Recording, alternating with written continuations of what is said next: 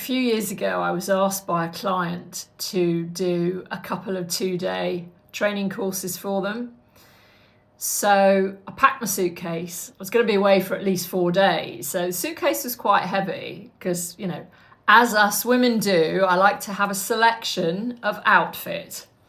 So I packed up my suitcase and I decided that rather than booking one of these faceless, glass, chrome, corporate-y type hotels, I would book a nice old quirky kind of more family run type boutique-y sort of hotel.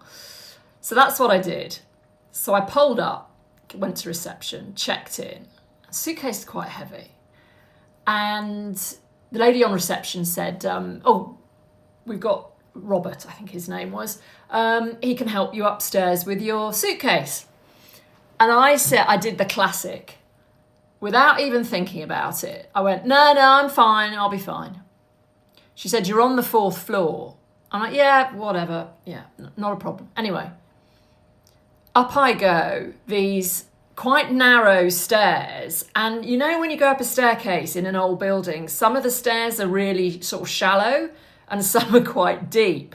So it's really hard to actually kind of get yourself up these stairs. Anyway, I got up to the 4th floor and I stood outside my bedroom door and I just thought, oh my God, my back. I'd actually tweaked my back and it was bloody painful.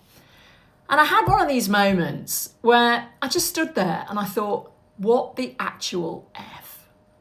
What are you doing? What are you trying to prove? And who are you trying to prove it to? It's like, that's not smart. Anyway, major aha moment, penny dropped. And I thought, right, that's something you're not going to do anymore because it's just not serving you. Anyway, fast forward 2 years ago and I was getting off a train. Can't remember which station I was at, but I had to get to the other platform, the other side. So I had to go down the stairs, underneath the bridge and up the other side with stairs.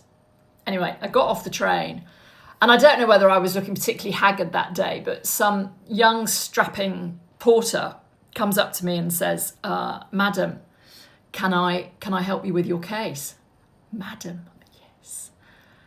And I was just about to say, no thanks, I'm fine.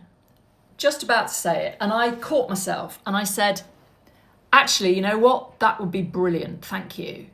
So he takes my suitcase and I follow him and we go down and across and we go up, pops me on the platform.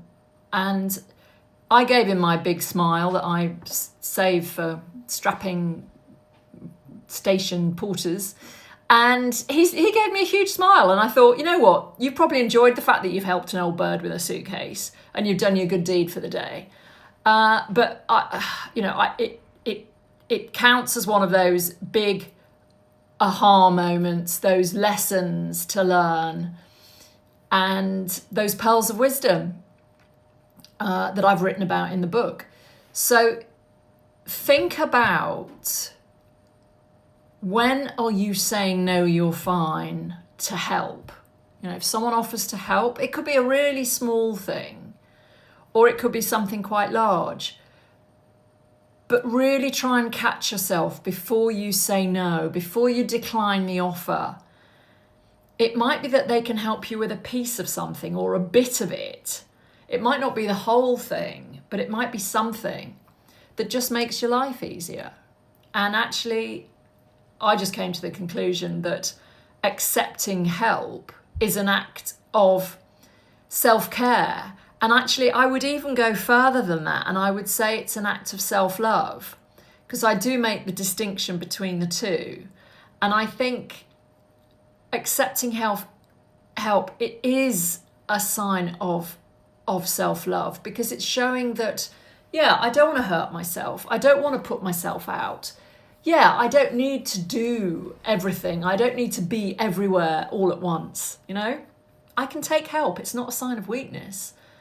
Actually, it's a sign of strength. So next time you catch yourself about to say no when someone asks you whether you want any help, then have a rethink and say yes, thanks. That would be great. And by the way, if you haven't seen the book or bought the book, Sassy Godmother, just look it up on Amazon.